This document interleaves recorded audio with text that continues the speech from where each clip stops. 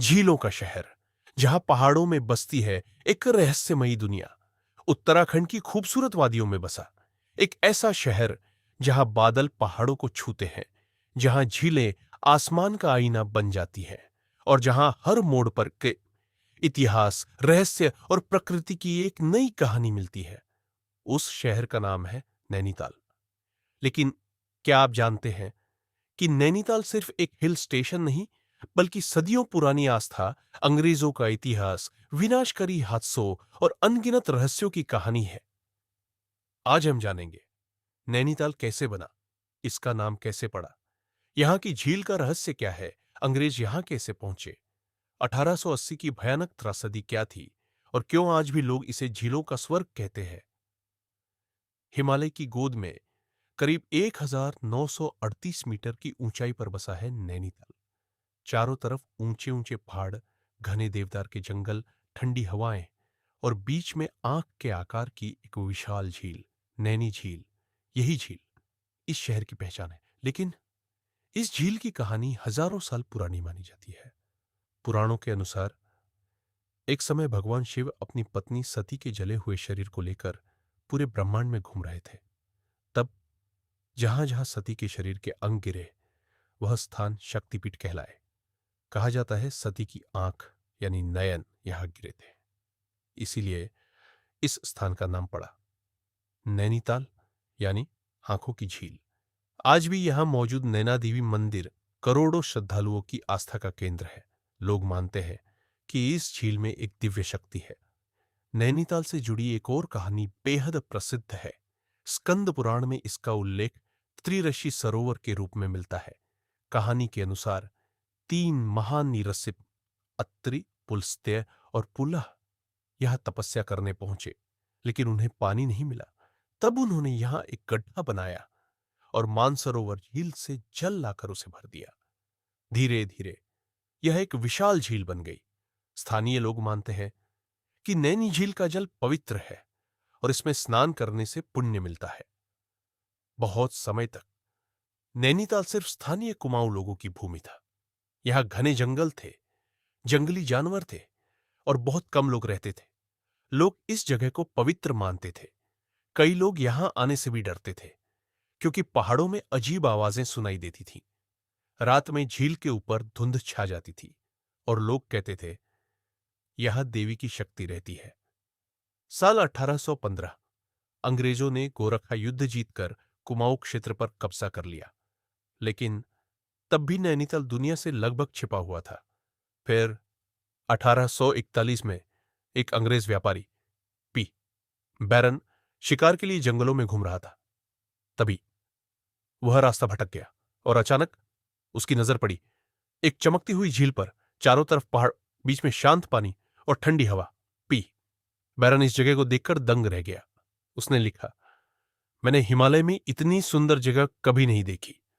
बस यहीं से बदल गई नैनीताल की किस्मत।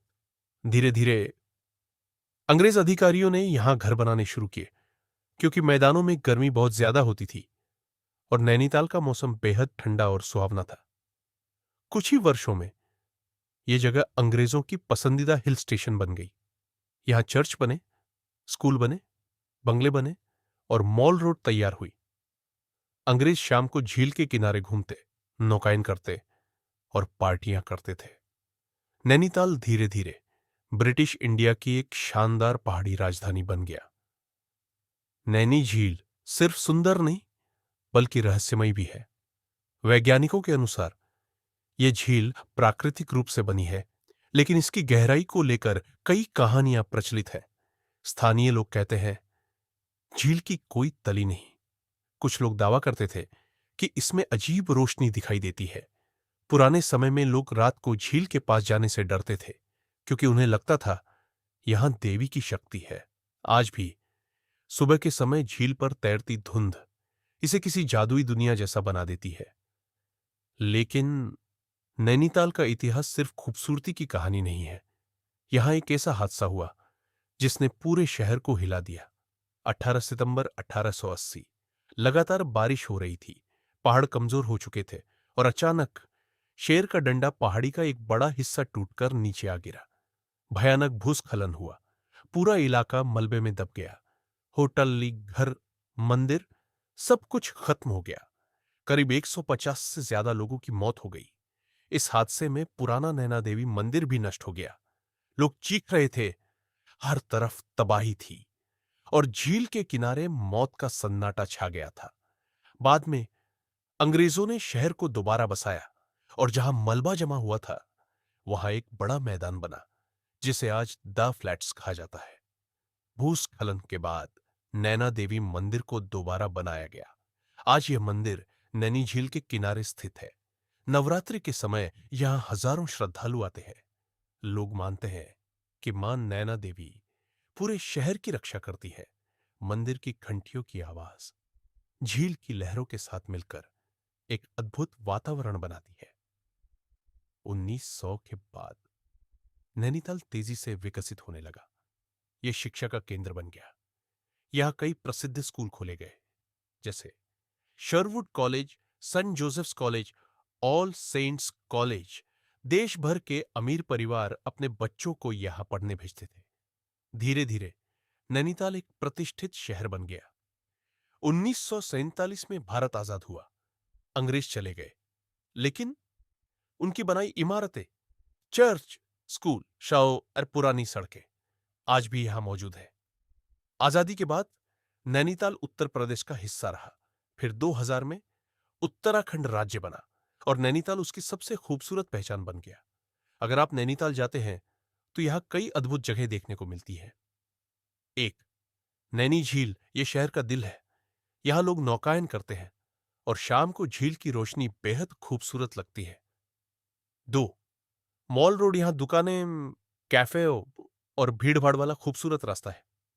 तीन, स्नो व्यू पॉइंट, यहां से हिमालय की बर्फीली चोटियां दिखाई देती है। चार, टिफिन टॉप, एक शानदार व्यू पॉइंट जहां से पूरा शहर दिखाई देता है। पांच, नैना पीक, नैनीताल की सबसे ऊंची चोटी, यहां से सूर्योदय अद्भुत दिखता है। छह, इको केव गार्डन, बच्चों और पर्यटकों के लिए बेहद खास जगह। सर्दियों में नैनीताल किसी सपने जैसा लगता है। जब बर्फ गिरती है तो पूरा शहर सफेद चादर से ढक जाता है। पेड़, घर, सड़कें सब चमकने लगते हैं। लोग दूर दूर से स्नोफॉल देखने आते हैं। लेकिन पहाड़ों की जिंदगी आसान नहीं होती। ठंड इतनी ज्यादा होती है कि कई बार पानी तक जम जाता है। आज नैनीताल भारत के सबसे लोकप्रिय पर्यटन स्थलों में से एक है। हर साल लाखों लोग यहां आते हैं, लेकिन इसके साथ समस्याएं भी बड़ी है। ट्रैफिक प्रदूषण, प्लास्टिक अवैध निर्माण। स्थानीय लोग कहते हैं कि नैनीताल की असली खूबसूरती धीरे धीरे कम हो रही है। पहले यहां ज्यादा हरियाली थी, कम भीड़ थी और झील का पानी ज्यादा साफ था। नैनीताल में कई भूतिया कहानियां भी मशहूर है। कुछ लोग कहते हैं रात में झील के किनारे अजीब आवाजें सुनाई देती हैं। कुछ पुराने ब्रिटिश बंगले हॉन्टेड माने जाते हैं। लोग दावा करते हैं कि उन्होंने सफेद कपड़ों में किसी महिला को देखा है।